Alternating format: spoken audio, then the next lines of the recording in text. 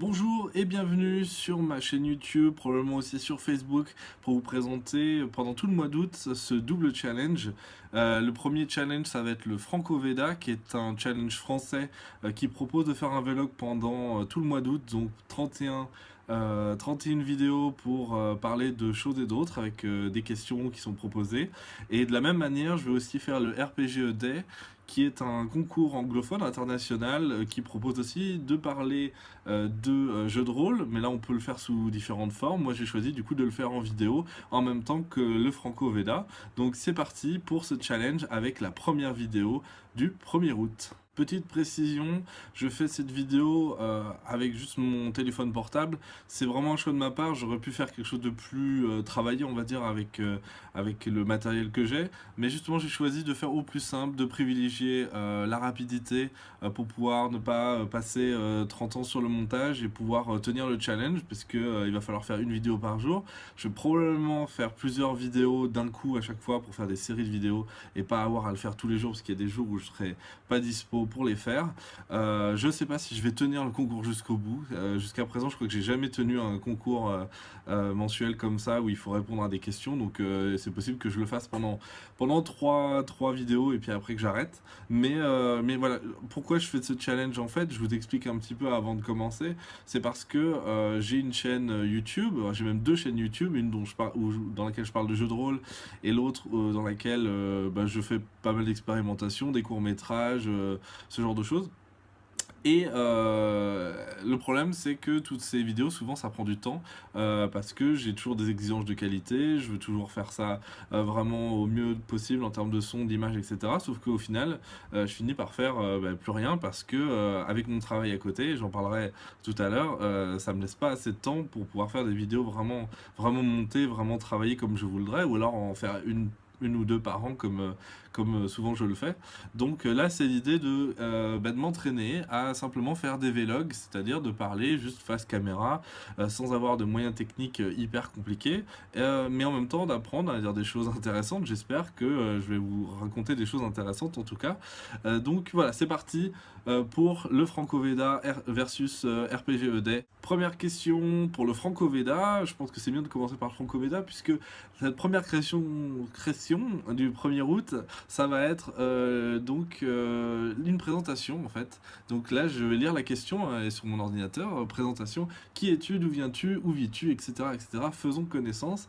Alors je vais pas étaler toute ma vie évidemment, mais je pense que ça peut être pas mal de vous expliquer un peu qui je suis, qu'est-ce que je fais pour ceux qui ne me connaîtraient pas. Et puis comme ça permettra à tout le monde d'être sur le même niveau. Donc bien, je suis Gaël Sacré, je fais plein de choses en fait. C'est difficile de me définir, moi-même j'ai du mal, mais globalement en général on me connaît comme photographe puisque c'est mon métier. Je suis principalement photographe de mariage. Je fais aussi des photos de portraits essentiellement féminins. Je fais aussi donc du jeu de rôle. On va parler de jeu de rôle aussi dans ces vidéos-là. Donc j'ai publié plusieurs jeux déjà, deux jeux qui s'appellent Happy et Happy Together. J'aurai probablement l'occasion d'en parler dans les vidéos. Et voilà, que dire de plus. Je pense que déjà, dans un premier temps, ce sera pas mal de parler de tout ça. Évidemment, je fais aussi des vidéos. Et donc, j'aurai l'occasion de vous reparler de tout ça dans les prochaines vidéos. Voilà, je me répète un petit peu, je suis désolé. J'ai pas l'habitude de cet exercice.